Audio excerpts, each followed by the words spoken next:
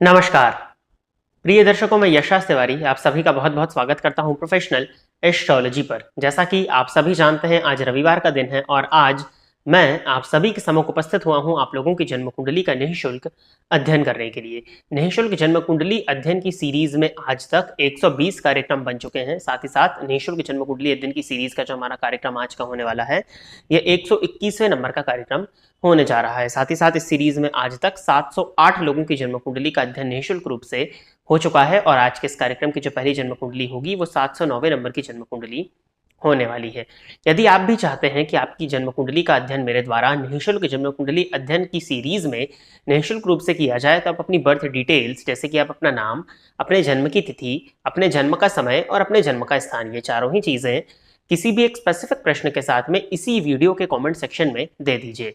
आपकी डिटेल्स देने के 1 से 1.5 महीने के बाद में आपकी जन्म कुंडली का अध्ययन मेरे द्वारा निःशुल्क जन्म कुंडली अध्ययन की सीरीज में ठीक इसी प्रकार से कार्यक्रम बना करके किया जाएगा। यदि आप इस वीडियो के नीचे दिए गए नंबर पर कॉल या व्हाट्सएप के माध्यम से संपर्क करके निःशुल्क की मांग करते हैं, तो वहां आपको सशुल्क जन्म कुंडली के विषय में बताया जाएगा, क्योंकि निःशुल्क जन्म कुंडली अध्ययन का जो कार्यक्रम है वो केवल और केवल यूट्यूब पर होता है। तो अगर आप फ्री ऑफ कॉस्ट एनालिसिस कराना चाहते हैं तो वीडियो के नीचे दिए गए कॉमेंट सेक्शन में ही कॉमेंट करिए। जैसे ही आपके कॉमेंट का सिलेक्शन किया जाता है, आपको वहां पर कॉमेंट का रिप्लाई मिल जाता है कि कितने समय में आपकी कुंडली का अध्ययन आने वाला है। उसके बाद में आप प्रत्येक कार्यक्रम के साथ में बने रहिए ताकि आपका जो कुंडली अध्ययन है वो आपसे मिस ना हो जाए। यदि आप इस वीडियो को देखते हैं और अगर आपको वीडियो पसंद आता है तो आप इस वीडियो को लाइक करिए, साथ ही साथ इस चैनल को सब्सक्राइब करिए ताकि इन फ्यूचर जो भी कंटेंट मेरे द्वारा इस चैनल पर अपलोड किया जाता है उसका नोटिफिकेशन आपको मिलता रहे। अब हम बिना विलंब के अपने आज के इस कार्यक्रम की शुरुआत करते हैं और आज के इस कार्यक्रम की जो पहली जन्म कुंडली होगी वो राहुल भट्टाचार्य जी की होगी। तो राहुल जी, आप तैयार रहिए, आपकी जन्म कुंडली मैं ले रहा हूं। डेट ऑफ बर्थ इन्होंने दिया है 12 सितंबर 1991, सुबह के 11:25 और जन्म स्थान है जोरहट, आसाम।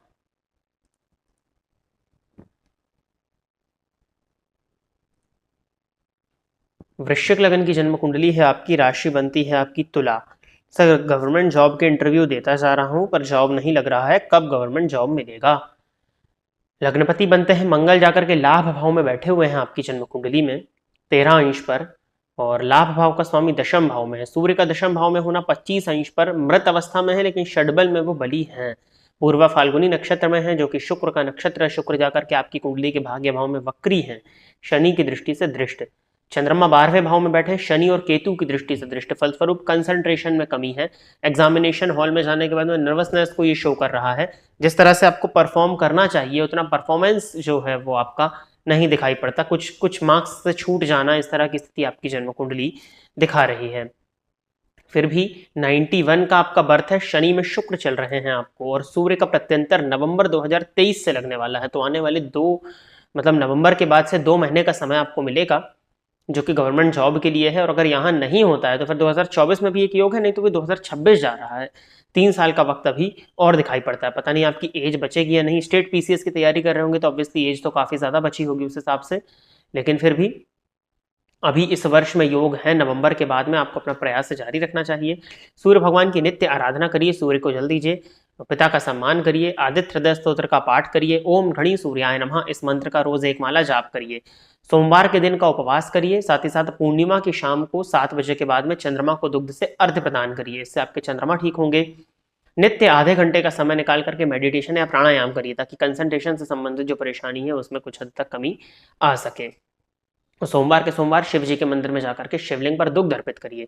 इतने उपायों को करिए और अपना पूरा प्रयास जारी रखिए। आने वाले समय में सरकारी नौकरी के योग आपकी जन्म कुंडली में बन रहे हैं। आगे बढ़ते हैं। अगली जन्म कुंडली जो है ये महेंद्र शर्मा जी की है। तो महेंद्र जी, आप तैयार रहिए, आपकी जन्म कुंडली मैं ले रहा हूं। डेट ऑफ बर्थ इनका है 3 अप्रैल 2004। जन्म का समय इन्होंने बताया हुआ है दोपहर के 12:30 और चित्तौड़गढ़, राजस्थान।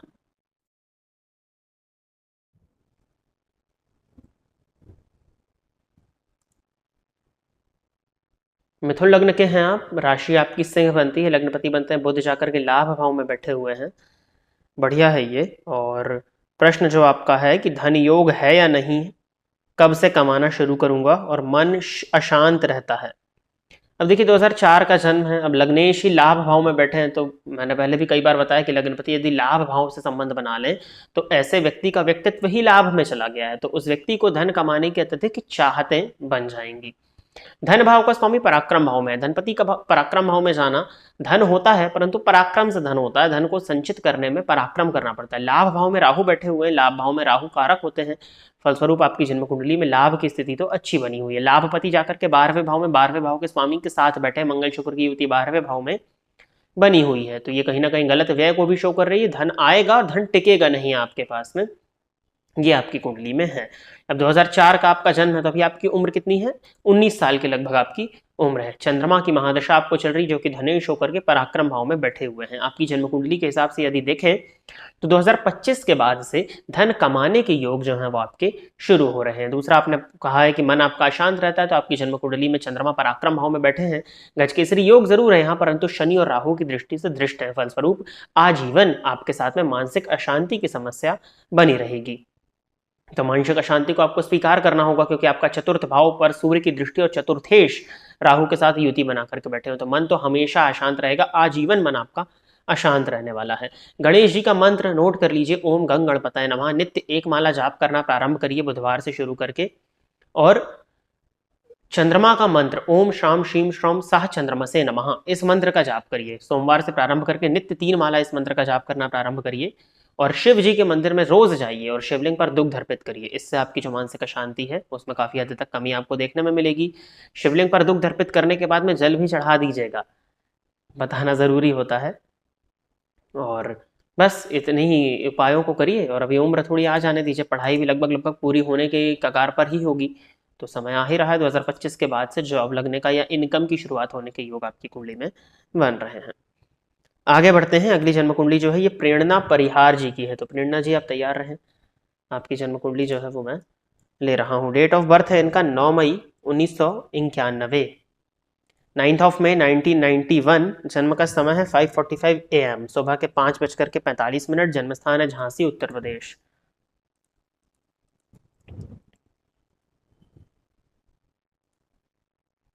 मेष लग्न के आप हो, और राशि जो आपकी बनती है वो कुंभ बनती है, तो अग्नि तत्वीय लग्न और वायु तत्वीय राशि, इसको तो अच्छा माना जाएगा, परंतु लग्नेश और राशि आपस में शत्रु हैं, शनि और मंगल आपस में मित्र नहीं होते हैं, तो ये कहीं ना कहीं प्रॉब्लम है। लग्न में सूर्य बैठे हैं, अब जब भी और उच्च राशि में बैठे हैं, लग्नगत सूर्य का होना व्यक्ति को महत्वाकांक्षी बनाता है, अत्यधिक आत्मविश्वास से भर देता है, ऊर्जा भर देता है। कुंडली मेष लग्न की है, इम्पेशेंट बना देता है। साथ ही साथ शनि का दशम भाव में होना शश नामक महापुरुष योग लगाते हुए, तो वो दशम भाव में बैठे हुए शनि आपके लग्न को प्रभावित करेंगे। फलस्वरूप आपके जीवन काल में प्रत्येक चीजें जो आपको मिलेंगी वो बहुत ज्यादा डिले होकर के मिलेंगी। शनि की महादशा आपको चल रही है, चंद्रमा का अंतर है, शनि चंद्रमा द्विद्वादश बैठे हैं, फलस्वरूप मानसिक अशांति तो आपको हो ही रही होगी वर्तमान समय में। अब आपकी जन्म कुंडली में प्रश्न की तरफ चलते हैं। इन्हें क्या पूछा है, मैं LLM कर चुकी हूँ, फिजिकल एंड मेंटल पेन बना रहता है, जुडिशियरी प्रिपेयर कर रही हूँ, क्या PCSJ क्लियर हो जाएगा या गवर्नमेंट जॉब के विषय में बताइए। देखिए LLM कर चुके हैं, बहुत अच्छी बात है। फिजिकल और मेंटल पेन बना रहता है। फिजिकल पेन के लिए देखा जाए तो रोग भाव का स्वामी 12वें भाव में जाकर के शनि की दृष्टि से दृष्ट हो गया है, और रोग भाव पर मंगल की दृष्टि है, तो वो सुरक्षा प्रदान करेंगे, क्योंकि मंगल आपके लग्नेश है। रोग भाव का स्वामी 12वें भाव में है, तो त्वचा जन्य रोग आपकी जन्म कुंडली में दिखाई पड़ रहे हैं। त्वचा से संबंधित या रक्त जन्य विकार, ब्लड से संबंधित परेशानियां, क्योंकि चंद्रमा भी, तो एक्चुअली प्रॉब्लम क्या होती है ना कि चंद्रमा और मंगल जब दोनों ही पीड़ित हो जाएं तो इस तरह की स्थिति बनती है। अब आपकी जन्म कुंडली में फिजिकल पेन के योग तो अभी रहने वाले हैं, इससे निकलता हुआ भी मैं आपको, क्योंकि शनि में मंगल का अंतर आएगा तो ये रहेगा। मेंटल पेन, क्योंकि शनि में चंद्रमा चल रहा है और राशि आपकी कुंभ है, फलस्वरूप आपको 7.5 भी चल रही, तो 7.5 की प्रथम ठैया है, इसके लिए कुछ उपाय बता दूंगा, उनको कर लीजिएगा। जुडिशियरी प्रिपेयर कर रहे हैं, गुरु और शनि आमने सामने है, शनि का अच्छा बलाबल है आपकी जन्म कुंडली में, लेकिन नवमांश कुंडली में शनि आपके नीच के हो गए हैं, तो जुडिशियरी में तो ये कहीं ना कहीं आपको प्रॉब्लम देंगे, और अगर आप जुडिशियरी में ही लगे रहते हो तो 2027 के आसपास जाके सफलता मिलने का योग बनेगा। और गवर्नमेंट जॉब के बारे में तो लग्नगत सूर्य है, भरणी नक्षत्र में सूर्य आपका बैठा है, लेकिन भावोत्तमी है, क्योंकि नवमांश में भी लग्न में है, और गुरु उच्च राशि में बैठे हैं आपकी चतुर्थ भाव में पुष्य नक्षत्र में, अपने नक्षत्र के स्वामी से दृष्ट होकर के बैठे हुए हैं। गुरु चंद्रमा का षडाष्टक योग है, जिसको शकट योग के नाम से जाना जाता है, तो परेशानी तो इसमें भी है। लेकिन फिर भी अगर आप सरकारी नौकरी के विषय में मुझसे पूछें तो कंपटीशन भाव पर मंगल की दृष्टि है। कंपटीशन भाव का स्वामी 12वें भाव में नीच राशि में जरूर है, परंतु वर्गोत्तमी है। तो 2024 के अप्रैल मंथ के बाद में या मेनली दिसंबर के आसपास 2024 आपकी एक जन्म कुंडली के साथ साथ सरकारी नौकरी के योगों को लेकर के आ रहा है। तो सरकारी नौकरी में जाना चाहें तो उसके भी योग हैं। अगर जुडिशियरी में ही जाना है तो शनि का नवमांश में नीच हो जाना ये कहीं ना कहीं शश योग के प्रभाव को भी कम करेगा, चीजों को डिले करेगा, विलंबित करेगा। लेकिन गुरु के पास में वो बल है कि 2027 के आसपास जुडिशियरी में आपको सफलता मिल सकती है। तो अब अपनी परिस्थितियों के हिसाब से, क्योंकि 91 का आपका बर्थ है, 91 के बर्थ के हिसाब से अगर देखा जाए तो अभी 32 साल की उम्र आपकी हो चुकी है। विवाह इत्यादि के लिए भी बातें आगे बढ़ी रही होंगी, या संभव है कि विवाह हो चुका हो पहले, क्योंकि शुक्र का अंतर तो निकल ही चुका है आपका। तो अपनी परिस्थिति के हिसाब से आप देख लीजिएगा। बाकी मुझे लगता है कि आपको जुडिशियरी के लिए वेट करना चाहिए। अगर परिस्थितियां बनती है तो 2027 में जाकर के क्लियर होने के अच्छे योग में आपकी जन्म कुंडली में देख पा रहा हूं। अब बात आती है उपाय की। सूर्य भगवान की आराधना तो आपको करनी होगी। सूर्य भगवान आपके इष्ट देवता बनते हैं, तो सूर्य भगवान की जितनी भी आराधनाएं बताई जाती हैं उनको करिए। 7:30 के लिए हनुमान चालीसा का पाठ करिए, हनुमान जी के मंदिर में जाकर के दर्शन करिए, हनुमान जी की 3 परिक्रमा करिए। साथ ही साथ एक लोहे का छल्ला बनवा करके राइट हैंड की मिडिल फिंगर में धारण कर लीजिएगा शनिवार के दिन। इतने उपायों को करिए, फिर देखते हैं क्या स्थिति बनती है। आगे बढ़ते हैं। अगली जन्म कुंडली जो है ये अरुणा कुमार दास जी की है। तो अरुणा जी आप तैयार रहिए, आपकी जन्म कुंडली में ले रहा हूं। डेट ऑफ बर्थ है 25 अप्रैल 1990, 25 ऑफ अप्रैल 1990, सुबह के 11:25। जन्म स्थान है सूरत, गुजरात।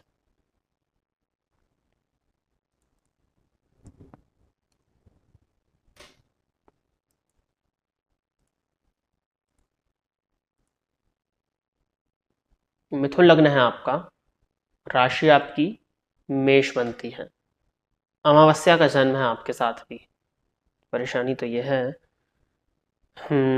मेरा मैरिज कब होगा, होगा भी या नहीं होगा। सप्तमपति लग्न में जाकर के बैठे हैं। प्रेम भाव का स्वामी भाग्य भाव में मंगल शुक्र की युति, कोई ब्रेकअप वगैरह हुआ समझ में आ रहा है।